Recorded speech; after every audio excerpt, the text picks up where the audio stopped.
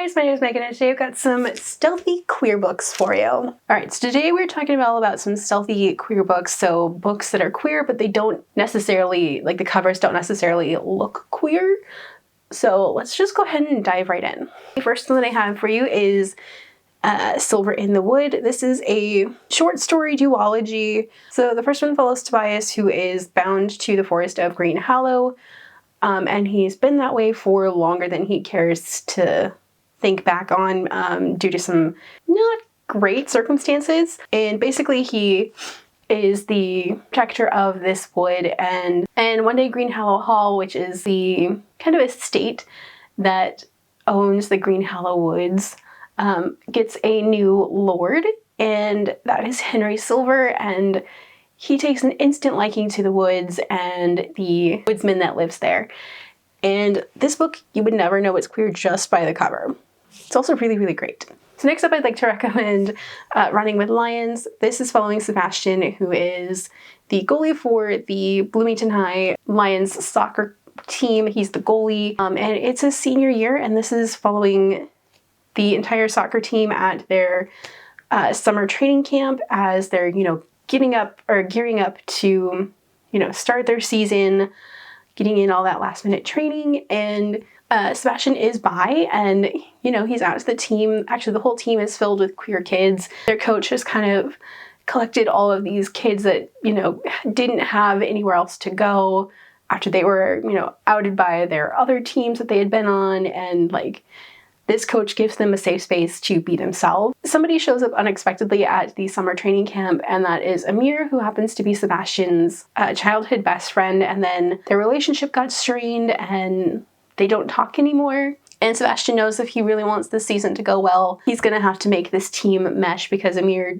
does not like anybody else on the team, and they start talking again and rekindling their friendship, and it turns into something a little bit more. Also, this book deals with eating disorders in boys, which is interesting, and it also does have some mental health therapy rep in it as well. But you'd never know that it's queer just from the cover of the book. Okay, so next up I have The Last Sun, which this one you would never know is queer just from the cover, because this looks like any other urban fantasy book cover out there. This follows Rune St. John, who is the last child of the fallen Sun Court, and his companion and bodyguard, Brand, as they kind of have this mercenary thing going on.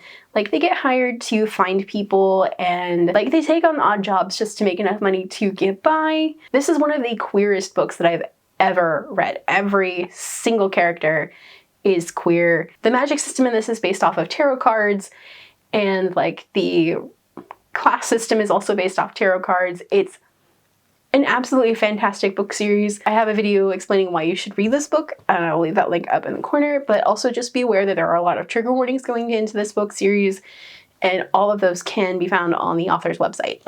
Next up I have White Trash Warlock. This one has one of the best adventure storylines that I've read in a long time. So this follows Adam Binder, who has the sight. Adam's life has not been great because his sight has caused him a lot of problems. He was in a mental institution for a while, so just be aware of that going in, because there is a lot of trauma around that within this book. But Adam is kind of on the hunt to bring down a really bad magic user that's been torturing other supernatural creatures and using their pain to make items that cause more pain and stuff. Also, this book takes place in our world, but there's also the fairy or the fae world, or the spirit world, and the underworld, all kind of mixed together, and it's fantastic. Again, this one does have a lot of trigger warnings, so please check the author's website before just diving into this, because it's fantastic, but there's also some stuff you need to be aware of. And then the last one that I think is a good book that doesn't necessarily have a queer leading cover or a queer leaning cover is I'll Be the One. It just reminds me of K-pop and all the fun times. This is following Sky Shin, who is a fat bisexual girl, and she's been told no, she can't do anything her entire life, so she's been told she can't sing or dance in public because she's fat, and this is her proving everybody wrong as she joins a K-pop competition show and does just that. and she blows everybody away. And also the love interest that is in this is also bisexual as well. So like you would never know just from the cover.